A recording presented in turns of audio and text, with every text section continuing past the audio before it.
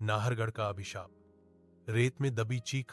यह कहानी जयपुर के पास नाहरगढ़ किले की नहीं, बल्कि उससे जुड़े एक भूल गए रास्ते की है, जहां की रेत ने आज भी सदियों पुराने पापों को छिपा रखा है।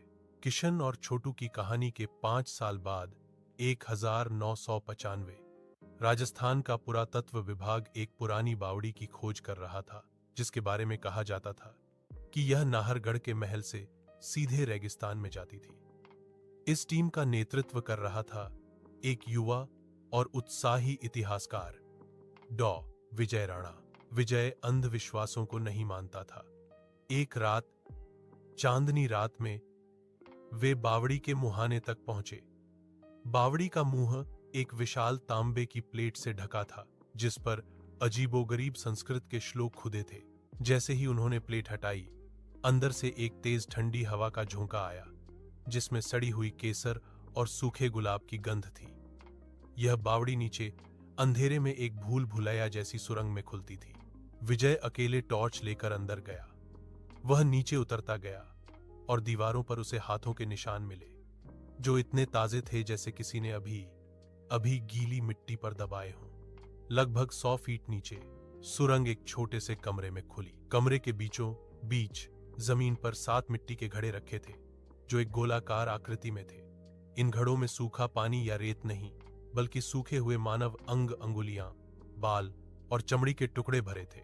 और उन घड़ों के ऊपर एक बड़ी प्राचीन डायरी रखी थी, जो गंदी थी पर चमड़े की थी।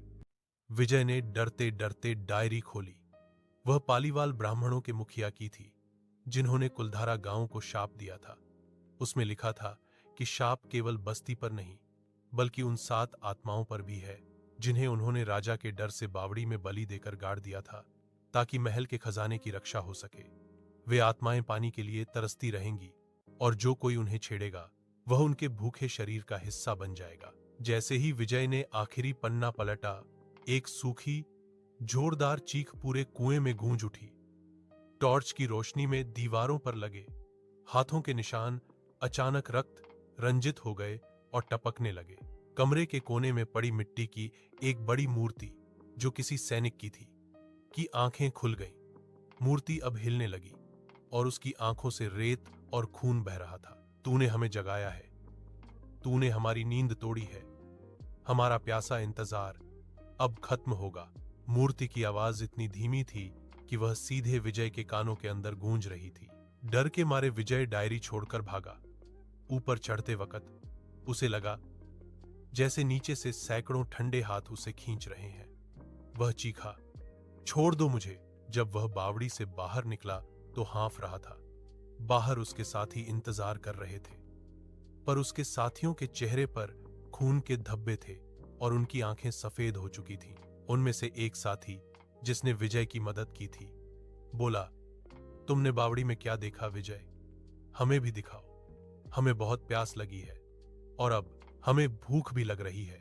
विजय ने देखा कि उसके साथियों के हाथों में मिट्टी के घड़े थे और वे उसकी तरफ कंकाल की तरह मुंह खोले बढ़ रहे थे। विजय समझ गया वह शाप उसके साथियों को कब्जे में ले चुका था।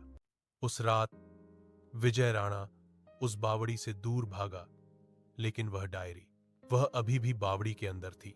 आज भी नाहरगढ़ के उस वीरान रास्ते पर कभी कभी कुछ लोग मिट्टी के साथ घड़े देखते हैं, और अगर कोई उन्हें छूने की कोशिश करता है तो उसे भूखे प्यासे शरीर की आवाजें सुनाई देती हैं, जो चीख चीख कर पानी और खून मांग रहे होते हैं।